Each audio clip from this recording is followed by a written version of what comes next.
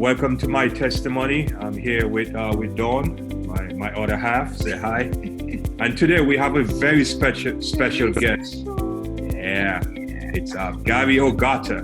And Garri worshiped with us at Plantation for a little bit, and then he moved back to South Carolina. But we reconnected, and I'm so happy to have him again. So Garri, welcome to my testimony. Well, thank you, Colin and Don, and thank you.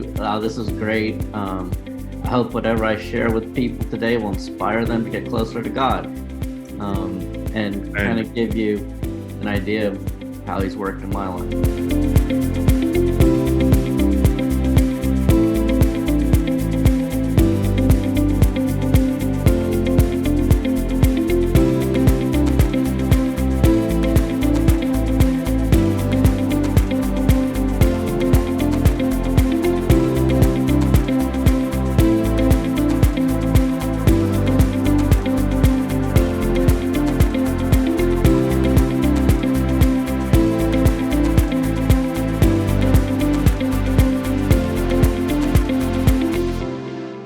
So, before we get started, we're going to open it with a word of prayer that God will just guide us and guide our conversation. So let's bow our heads. Father, we thank you so much for this beautiful morning. We thank you that you can bring us together. Thank you for Brother Garri and his testimony, dear Lord. We pray that as he shared with us, that our souls will be, one because of this, and that the testimony that he would give will just draw all of us closer to you. We pray in Jesus' name. Amen. Amen. Amen. All right. So Garri, we spoke recently, and you were telling me, so you were born and raised Adventist, right, Garri? Correct. Both my parents were Adventist, and came from Adventist backgrounds, and they raised us as Adventists also, my whole family. So whereabouts were you born? I was born in New Hampshire. Okay. My parents were born in California. Oh, cool. And so my dad got a job at Dartmouth, working in on a science grant, NSF grant. Right. And so we were in New Hampshire at the time. Okay. So you're born and raised Adventist, grew up in the church, and then fast forward now, you moved to South Florida temporarily. But when you moved to South Florida, you weren't attending church anymore. Tell us about that. Sure. So I moved to Plantation area, the Miami, Fort Lauderdale area, for a job that I had gotten down there. And I wasn't attending church anymore. I was mostly playing golf, and just not being bad person, but just God wasn't on my mind anymore, or winning souls definitely wasn't. Right. So I think the two go hand in hand. You can't really do one without the other. Right. So What made you decide, you're born and raised in the faith, you have done this all your life. What made you decide that, I don't want to do this anymore? Well, I don't think as Adventists, you ever say, I don't want to do it, or I don't believe in God. Mm-hmm. It's just you decide to do other things with your time, your money, and you go to churches, and you go there and you help out, once in a while, but just the energy dies in you. If you're not constantly living with God, I can go there and do the moves, be the potluck kid, be the work in the church, do this, do that, and be busy. Wow. So you have that check off box that you do. I check off my box that I did my church stuff, but yeah, but my heart wasn't there anymore, and I knew that. And it's not that when I was in college, it was very much in tune with God's will. Right. God's was drawing my life really tight. So, and then afterwards, certain little sins in my life, I didn't understand how to overcome or what to do. And I just, after that and some other things, I just wanted to do other things. I wanted to ski and snowboard on Sabbath. I wanted to golf on Sabbath. I wanted to do other things, and they came in the way. And the other thing the church is isn't good at Hmm. is dealing with people phases. You know, if all your friends are married, they hang out with the married group. Right. This phase of family of friends, you know, they're married and they have kids, they hang out. A different group. Yeah, but if you're a single guy or a single girl and you're getting older, you know, in your 30s, 20, you know, 20, mid 20s, 30s, there's not much there. Now, Plantation's super lucky. They have merge. Right. But 99.9% of the Adventist churches do not have a merge. So we got to really work hard with merge. I mean, everybody at that church has got to support that group. How did you end up at Plantation? So, okay, so I get this job offer in Fort Lauderdale. I get on this thing called roommates.com, and I actually end up renting a home from this guy, and I'm calling him, telling him, hey, I want to rent a home from you. It starts off, you know, I don't smoke in my house. You can't smoke. I said, okay. He goes, and Friday nights to Saturday nights, you know, we observe a Sabbath. Oh, wow. So I laughed and I smiled. I said, okay, God's already working with me. And I had no clue about God at that time, right? So, but you didn't say anything to him. You just kept quiet and just said, yeah, I kind of kept quiet, kept listening, but I knew it was. And so sure enough, he was an Adventist. His name, I called him Lou. Okay. But it's like Lufthansa. I don't know. I always said it wrong. So in any case, he actually one time was at Plantation. He had 2 kids, and they ended up living in Miami Gardens. That's where I rented a room from him. Okay. And so I knew God was working then. And so I come down here, and of course I still golf all the time on weekends. So I was still golfing. So I didn't really go to church much, but every now and then, you know, I said, okay, I'm going to go to one. And ironically, I was a lot of times trying to find the Plantation church during these sort of off and on, okay, I'm not going to golf today. I'll go try finding a church. And I couldn't find it. My GPS would mess up. I ended up going to one that I thought was a French church. Right. Wow. It was French Creole. Wow. Yeah. So basically, you went to the Haitian church, right? Yeah. So that's when I heard that, I was like, oh yeah. So here's Gary now. Purple. He's a Haitian. He's a Haitian Asian. Asian. Well, that would be cool. Wow. Right. If only I could be. So, but God led me even there because there's these pews everywhere, right? And I sit down, and the lady I sit next to realizes I don't understand what's being said, and she translates it for me. Oh, wow. Amen. Awesome. You know, so it was a great experience, still even there. So eventually, you know, I'm still not really going to church much, but I'm seeing this extreme hatred left and right. You know, and one of my good friends had called me and says, hey, so who'd you vote for? And we didn't vote the same party line. And he goes, you know, I don't think I can be your friend anymore. Wow. And it crushed me. And this is like, we're both Adventists. You know, we grew up Adventists. We went to Bible studies together. We prayed together. We did bad things together. You know. Right.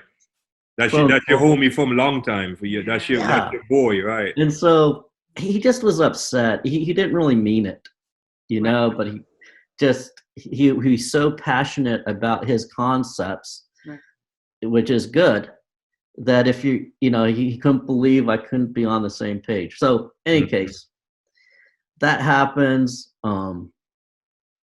There's a lot of other stuff going on, the shootings, the hatred's going up. One time I was heading to the golf course to play, and a cop, you know, comes behind me, puts his siren on. I'm like, okay, I haven't done anything. Right. So I put my window and I waved to him like, okay, I'm going to pull over. But, you know, I just don't pull over the side on those streets. They're busy.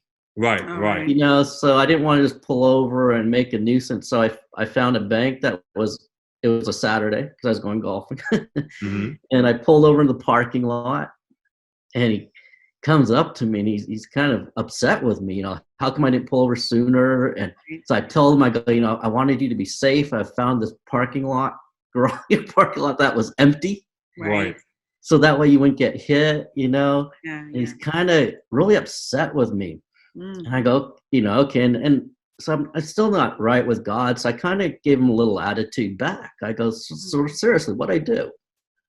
He goes, did you look at your license plate? I just bought a new car. There was that big hurricane there. And I had a little Beamer M3 that wasn't good in hurricanes. It didn't get around, you know, leaves and stuff and branches that were down.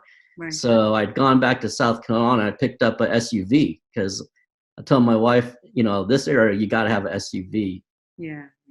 So I bought a brand new car. And in South Carolina, they just, on the back, they write in the number, you know, like 3 months from when you buy it, you need to get a license plate. Right. Okay. Now, that doesn't fly in Miami.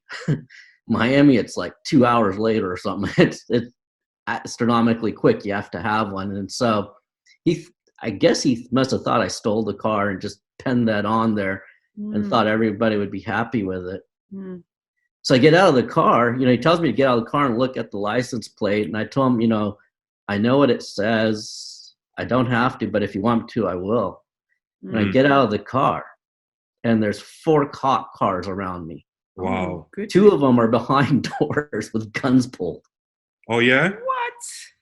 Yeah, and I sat there and I shook for a little bit, and then I kind of cried a little because I realized these guys are so scared that I could kill them. Here's a 56-year-old Japanese guy that's, you know, all hood all of a sudden, kind of. Right. But, you know, it made me cry a little. I felt upset that the world's gotten that far too, that a stupid little license plate with some black ink in it jumps this fast. Right. Yeah. So all these little things are going on. I get back to the church, you know. I ended up luckily driving by Plantation Church, which I had then moved to Plantation. I'd moved away from Miami Gardens, moved to Plantation because I wanted to golf more around that area. It was just easier. And so I happened to be looking for a new home to buy, and also with my wife, and we were driving over to that mall, that big mall. Sawgrass. Yeah. Right. And we passed by the church. I go, this is like a mile and a half from my house, from where I was renting. Wow. So I eventually found it. And if you ever want to find a good Adventist church, go to the prayer meeting. And if their prayer meeting is full, you got a good church. It's true. So I remember you at prayer meeting. So I went to prayer meeting the first time, and I meet Don and Hugh. Right. Yeah. Don and Hugh didn't normally go to prayer meetings because of where they lived. Schedule. But God had inspired them to start going. Wow. And I think Dawn said she needed to reach out and bring people home. Right. And so that's how far God runs ahead, you know. So I get to this prayer meeting and meet her. And she says, yeah, you know, next Saturday come to church and then come to the potluck afterwards. Right. So I called my wife that evening and I said, man, you won't believe it. You know, I went to prayer meeting. God's running ahead. I'm invited to this couple's house for potluck. And so she said, great. And, you know, she kind of brought up the idea. So how are you going to, you know, recognize them again? You know, and I said, well, Dawn's hair stands out and she can pull it off. Right. You know, she's got her attitude, her energy. Of course. I go, she stands out. I'll find them. Right. and even though you didn't find her, she will find you again. Yes, you again. Exactly. Right. And I didn't know that. I'd never been to the church. So I get to the church, we meet. confirm. And then she gives me the address to go. And so I go home, I grab some food, I head over, I kind of get lost. Wow. And then I find out it's not even at her house. It was at her friend's house, but this is Plantation. Right. Oh. Right? Plantation, this is okay. Yeah. And so I called my wife and I said, well, I'm not sure. Now I found out it's not even at their house and I'm going to be late. And I called in, I told them I was running late and got lost. And they said, well, show up anyways. So I get there. Yeah. And luckily, it's sort of Plantation time too. Of course. Everybody was late. Yeah, so I wasn't as bad as I thought. See, there you go. Right. But you don't know how Satan works on the head to not get there. Absolutely. So everything that I'm thinking is bad is not gonna, Satan keeps those seeds in. And when I get there, I meet Nick. He's there and we start talking. I tell him how I used to always work with the youth. That's what I've been always doing. So, and that's Nick's passion there. Passion. Yeah, he was right there. So we're talking, and he tells me we need a group for the 21-year-olds because we don't have anything there. Right. And I don't know if we even do now. I know it's a little bit. I think Nikki, I remember when I was leaving, she had started something. Right. For the 21-year-olds. And so I said, okay, I'll try to find that group, that Sabbath school, next time I go to church. Okay. So I go to church and I asked someone, they said, oh yeah, they meet just around the corner in one of the rooms on the right. So I turn the corner on the right, go past the bathrooms, go into a room, and I meet Paula. Right. Yeah. And she's teaching. That wasn't quite the 21-year-old. That was even younger, right? Yes, but hey, everybody looks young to me. Wow. So 20-year-olds, 30-year-olds, they're all, I look at them, wow, they're amazing. So I got in there and I talked to Paula and she says, well, you know what? I'm not always at Sabbath school because I'm coming every other one. And she said, well, we might be moving. So if you could help me out, that'd be okay.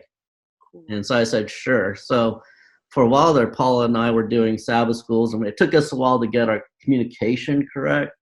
Sometimes she thought I'd show up and I wasn't, and I thought she was, so eventually got it worked out pretty good. Cool. And so, and then she ends up, then their family is able to move to Tennessee, and they move. Right. And so now it's myself, and God needed that. He ran ahead. He saw where Paula was going, and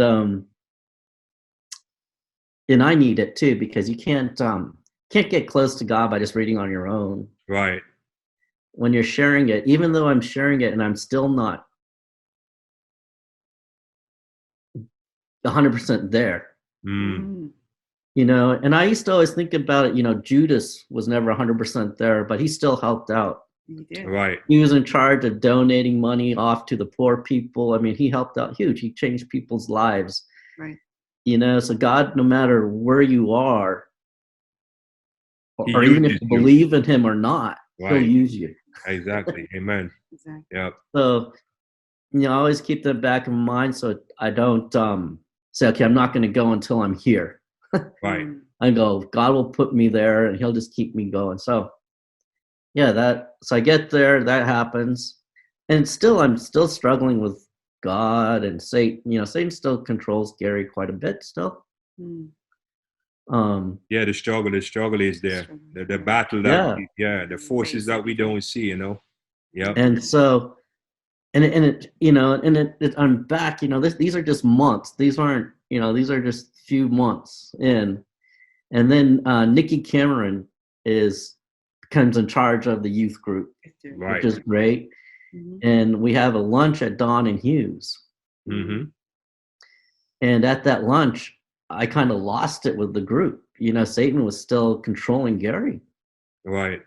And they would say things and I would take it as a straight attack as to what I was doing with the kids.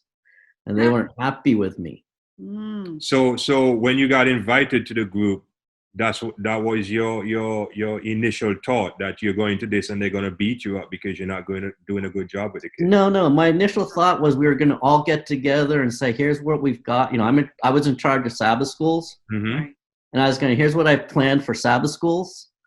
At the time, AY wasn't really going. Right. Right. It wasn't. We didn't have we had some sports stuff for the kids, but not a lot.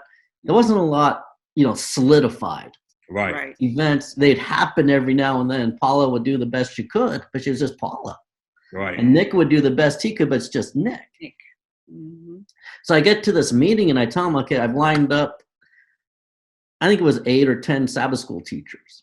Cool. And I said, there's no way I'm going to do this by myself. And here's who's on the list, right? Right. Yeah. And I give them the list of names, and they kind of sit there and they weren't happy. I felt like they weren't happy with everyone that was on the list. Okay. And to my mind, I met these people at prayer meeting. Right. So I know what they can do. Right. So I said, I don't know, I'm going to help them through it. If they don't show up, we're always going to have 2 or 3 show up at the same Sabbath. So if one that can't make it, someone's there. Okay. And so, but I just felt like I was being attacked with this program that I'd set up. Okay. And so I got my righteous indignation. I said, how dare you? Right. And it wasn't good. It wasn't good at all. Satan was so in control of my heart then, despite what I was doing. And it just slapped me in the face. I said, and so this is something that I want to share with everybody today, is this concept. Well, I was during Merge. I was at Merge. And there was a young lady there. And to me, she was young. She was a grandma at the time, but she had a young daughter that had a daughter. So she was a grandmother. Right. And she was at the church, and she was dressed in somewhat clubbish clothes. Okay. Now, I've learned about clubbish clothes because I played golf with a guy that owned a company that made clubbish clothes. Okay. Mm-hmm. I didn't know at the time that if you went to a club, you had to change into different types of clothing. Right. Because I never went to one. Right. So this lady was at the church, and she said she had gone to another Adventist church, and that was the one that her mom had gone to. Right. So the grandmother was talking about the great grandmother. Wow. Wow. But when she dressed like she had, some people had kind of told her stuff and she felt uncomfortable. And so they were at Plantation Church. Okay. And they felt comfortable. But one of the things I wanted to say, and I didn't, and I hope everybody sees this because this is what I learned in my life. When you're getting new to God, Satan still controls you. Absolutely. Right? So here I am trying to lead Sabbath school, but Satan still got control. Yeah. Right? These new people that are coming back into the church, Satan still's got control of them. So even if somebody comes up to them and says, oh, maybe what you're wearing isn't appropriate for our church, right? Somebody may say that either from Plantation or some other church. Yes. And sort of offend a person or whatever. Right. And they get discouraged. Yeah, they get this. Now, the person that says it, they're honestly trying to do God's work. Right. The person that's coming there, dressed however they are, is trying to get to God's work. Right. So we got to work with these two people. The person that's offended, we have to tell them, go, look, you're partially here to help out this other person. They don't see it correctly. Right. Yeah. So we need to encourage him. And I wanted to say that in that group, but I was too new and didn't feel comfortable. But whenever we can, and this is going to happen to us, it always happens. We're going to have people that come to our men's group. They might say, well, it's too cliquey. Right? We just heard that the other day. Right. But we got to go back to those guys and say, look, I'm glad you noticed that. Right. Help us change. Exactly. God brought you to us. Right. To help us out. And work together, really decide how we're going to work together.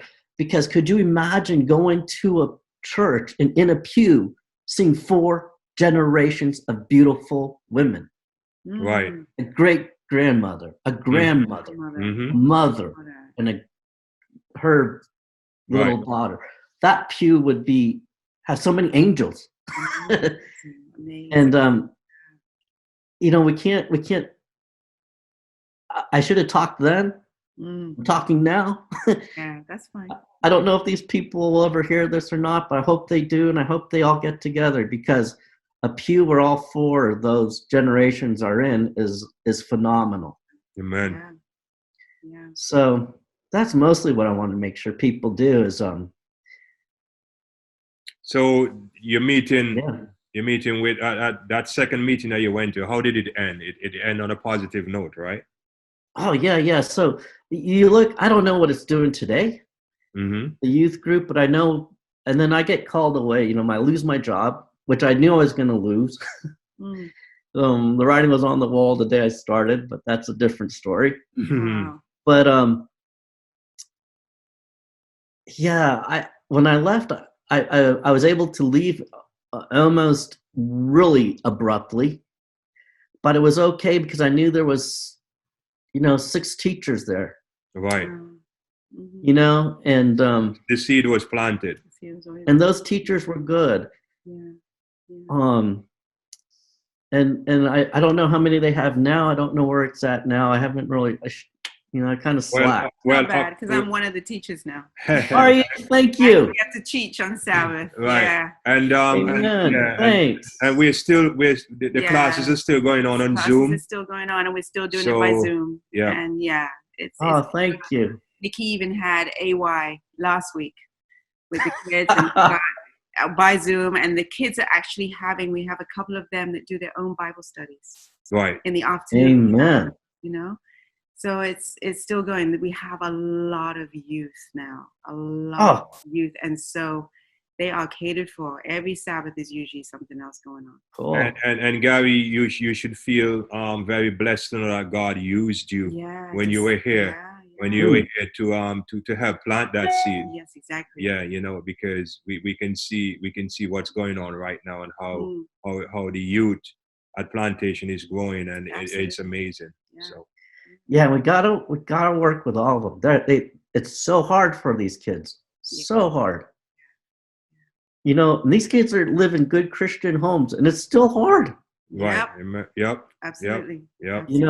Satan is determined. Well, it's a testimony. It's a testimony to you, and a testimony to me too. Not because you're born and raised Adventist that you're all secured and you're all in because you're born into the faith. You still have to find God for yourself. Exactly. Amen. Yes. Yeah, and it's I'm just amazed how your journey with God bringing you to South Florida and bringing you to Plantation.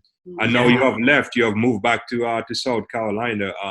You share with me now that you're trying to get closer to your son now again, and your wife eventually got baptized. Tell us about that.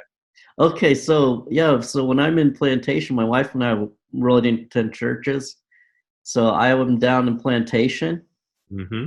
I'm starting to attend church, and she's been visited by some Jehovah's Witness. Okay. Oh wow. Or Mormons? No, Jehovah's Witness. Okay. Yeah, they're the ones that go door to door, right? Right. And so she's studying with them, for a couple. And so we get together, and she's praying more. She's reading the Bible more. I'm doing the same down there. And so we get together. It's even that much better. Wow. So I get, and then I get let go of my job in Fort Lauderdale. I moved back to here just maybe a year ago, a little over a year. My son gets a job about the time I moved back here. He was in Colorado.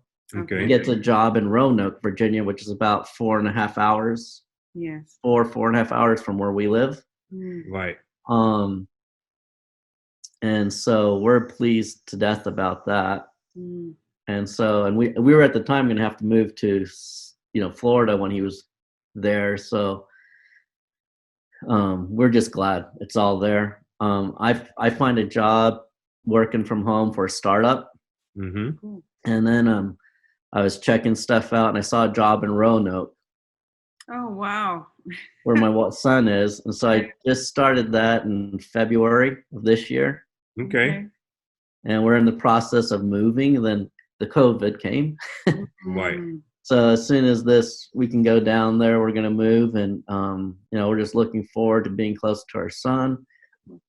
He wasn't really raised Adventist, because at the time I married my wife, he was already 10 years old. Okay. During that time we went to church once in a while, but not real consistent and not solid like could have been. Right. And so that was that. But who knows where God's going to lead us now? Exactly. I have a good idea. Right. Because he's putting us down there, so I'm really blessed. Yep. Yeah, Gary, we just want to thank you again, man. It's such a wonderful testimony, and it's at times we don't know where God is leading us, and sometimes we have all these questions, and sometimes when He tells us to do something, we don't move in faith. Yeah. And I've come to realize that God works with us, but it's a partnership. We have to do our part too. And even with you looking for Plantation and getting lost and stuff, your consistency of keep looking for the church. And I still don't understand why you're getting lost. Plantation is such a popular church. And it is. You put that in your GPS. You get right there. Exactly. And See how the enemy can still work at that. Right. So, and I've used GPS for quite a while. Right. It's not like my first rodeo with the thing. Right, exactly.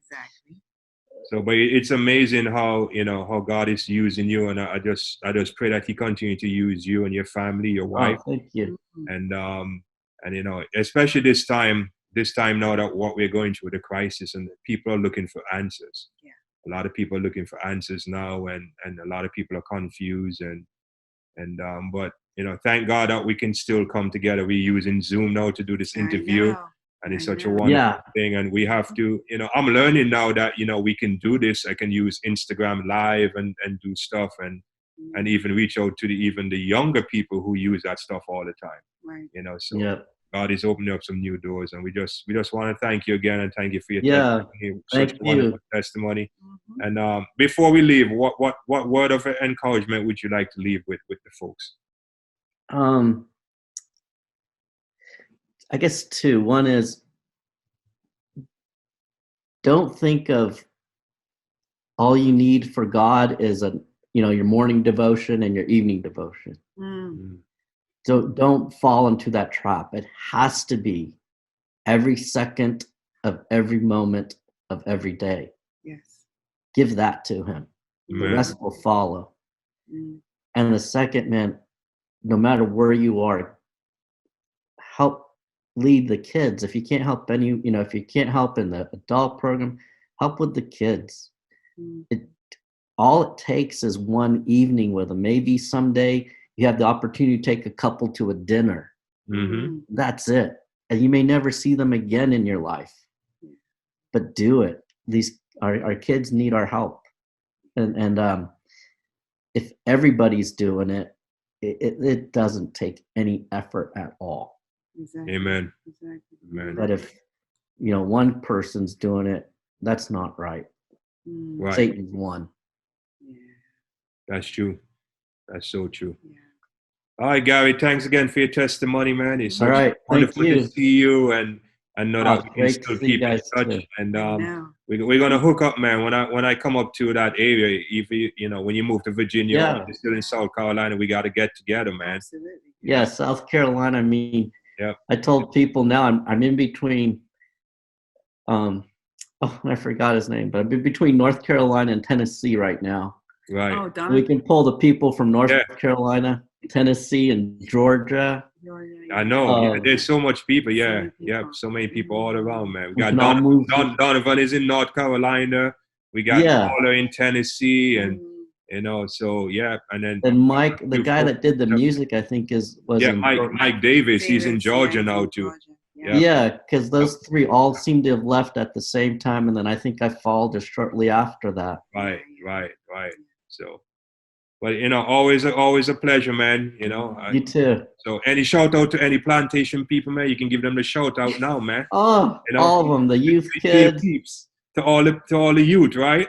Yeah, thank you so much for allowing me to teach you guys. Yeah, I don't follow up at all. I apologize. It's not because I don't have time. I just don't know why. We've got time. We can do it. So if anybody wants to reach out to me, man, I would love it. And definitely. Yeah. And I have your number, man. So if anyone wants to get in touch with Gary, just let me know, and yeah, absolutely. I'll play the number over, and then we can get you guys in touch. So all right. Thanks again, Gary. So Dawn, you want to pray to lead us out? Sure. Heavenly Father, thank you so much for the opportunity to hear Gary's testimony. What an amazing testimony of how you have led him all the way to the point where he gets to have that reconnection with you. I thank you for his words. I pray that you'll continue to be with him and his family as they make this new step for another relocation. And I pray that you'll continue to bless him mightily and help him, that he'll come closer and closer to you. And thank you for all that he has already done for us in Plantation and all the children's lives that he has touched. I pray that you'll be with each and every one of them also, and help us all just to be really truly connected with you so we can be ready to meet you. It's our prayer in Jesus' name. Amen. All right, Gary, man. We'll catch up next time. Okay, take care, man. Say hello to the family for us. Yeah. All right. Will do. And Dawn, thanks for helping out the youth. Oh, you're welcome. Anytime. That's cool to hear. Yeah.